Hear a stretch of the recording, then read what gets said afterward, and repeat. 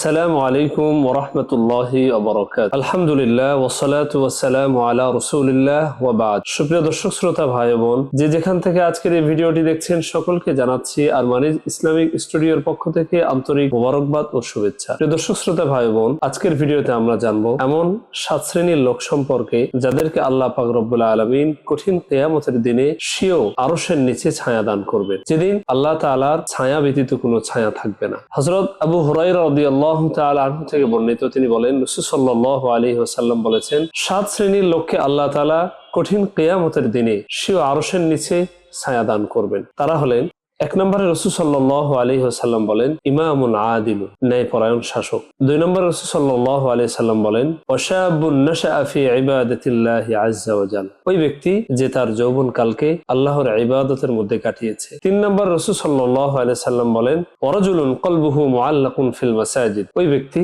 যার হৃদয়টা সবসময় মসজিদের সঙ্গে লেগে থাকে, অর্থাৎ যতক্ষণ মসজিদে থাকে সে আল্লাহর গুণগান গায়, আবার মসজিদ থেকে বের হয়ে যাওয়ার পরও তার হৃদয়ে এটা কাজ করে যে কখন আবার আজান হবে, কখন আবার নামাজের সময় হবে, আমি আবার আল্লাহর কাছে ফিরে যাব, আল্লাহর কদম মোবারকে সিজদা দিব। 4 নম্বর রাসূল সাল্লাল্লাহু আলাইহি ওয়াসাল্লাম বলেন ওয়ারাজুলান তাহাব্বা ফিল্লাহ, ওই 2 ব্যক্তি যারা একে অপরের সঙ্গে মহব্বত ভালোবাসা রাখে শুধুমাত্র আল্লাহর জন্য, একসঙ্গে একত্রিত হয় আল্লাহর জন্য। ওয়া তাফাররাকা আলাইহি, এবং আল্লাহর জন্যই তারা একে অপর থেকে বিচ্ছিন্ন হয়, অর্থাৎ তারা একে অপরের থেকে আলাদা হয় আল্লাহর জন্য, আবার একে অপরে একসঙ্গে হয়, একসাথে থাকে, মহব্বত ভালোবাসা রাখে শুধুমাত্র কেবলমাত্র আল্লাহর জন্য। 5 নম্বরে রাসূল সাল্লাল্লাহু আলাইহি ওয়াসাল্লাম বলেন ওয়ারাজুলুন দাআতহু ইমরাআতুন যাতু মানসাবিন ওয়া জামালিন, ওই ব্যক্তি যাকে কোনো রূপসী সুন্দরী সুউচ্চ বংশের কোনো মহিলা খারাপ কাজের দিকে ডাকে, তখন সেই যুবক, সেই পুরুষ তার ডাকে বলে ফাকালা ইন্নী আখাফুল্লাহ, সে ব্যক্তি বলে যে আমি আল্লাহকে ভয় করি, আমি তোমার সঙ্গে এই কাজে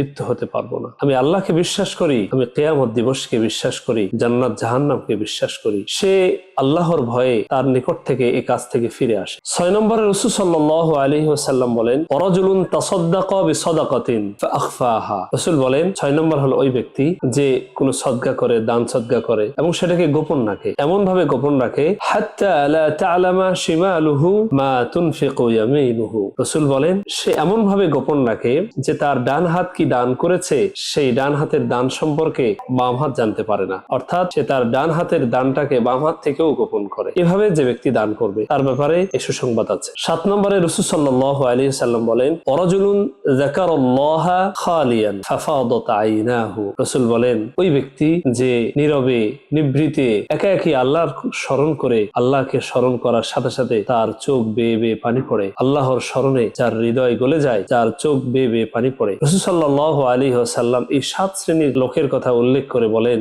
যে 7 শ্রেণীর লোক সেই কঠিন কিয়ামতের দিনে, যেদিন আল্লাহ তাআলার ছায়া ছাড়া, আরশের ছায়া ছাড়া কোনো ছায়া থাকবে না, সেই কঠিন মুহূর্তে আল্লাহ তাআলা এই 7 শ্রেণীর লোকদেরকে আরশের ছায়ার নিচে আশ্রয় দান করবেন। সুবহান আল্লাহ পাক আমাদের সকলকেই এই 7 শ্রেণীর লোকদের অন্তর্ভুক্ত হওয়ার তৌফিক দান করেন। আসসালামু আলাইকুম ওয়া রাহমাতুল্লাহি ওয়া বারাকাতুহু।